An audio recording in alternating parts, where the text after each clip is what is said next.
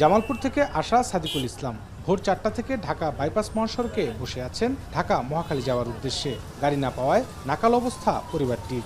Dhaka bypass মোড়ে বাসের জন্য দীর্ঘ অপেক্ষা করছেন তার মতো এমন অনেকে।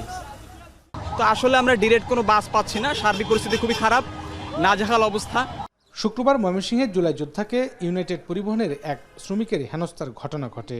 এর জেরে শনিবার জুলাই যোদ্ধা ও এনসিপি নেতাদের দাবির পরিপ্রেক্ষিতে ইউনাইটেড পরিবহনের 16টি বাস বন্ধের সিদ্ধান্তকে কেন্দ্র করে বিভাগের সব জেলা থেকেই ঢাকাগামী সব ধরনের বাস চলাচল বন্ধ করে দেওয়ার সিদ্ধান্ত নেয় শ্রমিক মালিক ফেডারেশনের নেতৃবৃন্দরা।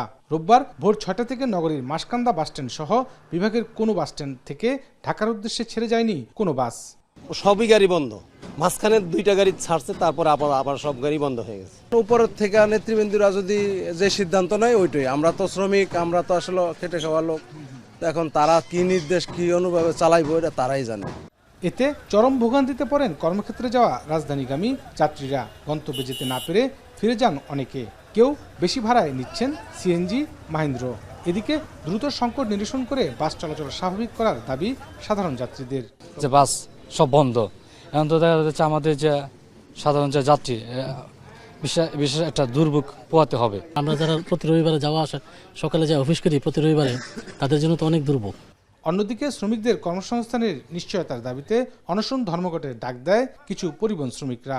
সকল সমস্যার সমাধান ঘটিয়ে রাজনীতিমুক্ত পরিবহন ব্যবস্থার দাবি জানান যাত্রী ও শ্রমিকরা। যে ঝামেলা সৃষ্টি করতেছে তাদেরকে আইনের আওতায় আনা হোক, এগুলা যে আর কোনো শ্রমিকের প্রতি বিভ্রান্তি সৃষ্টি না করে তাহলে চলবে। যাত্রীদের যে হয়রানিটা করতেছে এই হয়রানির থেকে মুক্ত চাই আমরা। পরিবহনে কোনো ঝামেলা চাই না, নেতাদের কুন্দোলন থাকতেই পারে, থাকবে, এটাই স্বাভাবিক। তারা তাদের অফিসে বসে এটা সমাধান করবে। এটা আমাদের পরিবহনের উপরে কেন আনতে চায়? আমরা এটা চাই না, আমরা রাজনীতিমুক্ত পরিবহন চাই।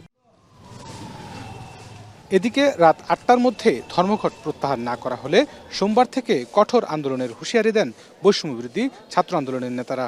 যদি তারা আজ রাত 8টার ভিতরে নির্দিষ্ট সময়ের মধ্যে নির্দিষ্ট প্রশাসন, মোটর মালিক সমিতি, যারা সংশ্লিষ্ট যারা আছে তাদের সাথে যদি সমন্বয় না করে বাস চলাচল শুরু না হয়, তাহলে আগামীকালকে থেকে ময়মনসিংহ বিভাগের সাধারণ মানুষ, সাধারণ জনগণ, ছাত্র প্রতিনিধি অংশ নিয়ে সিন্ডিকেট মুক্ত একটি ময়মনসিংহ বিভাগ নির্মাণ করবে।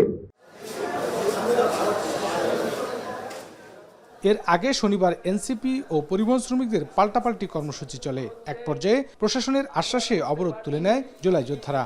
এ সময় শুরু হয় যান চলাচল, তবে কিছুক্ষণ পর বিভিন্ন দাবিতে ফের যান চলাচল বন্ধ করে দেয় পরিবহন শ্রমিকরা। ইমতিয়াজ আহমেদ, এখন, ময়মনসিংহ।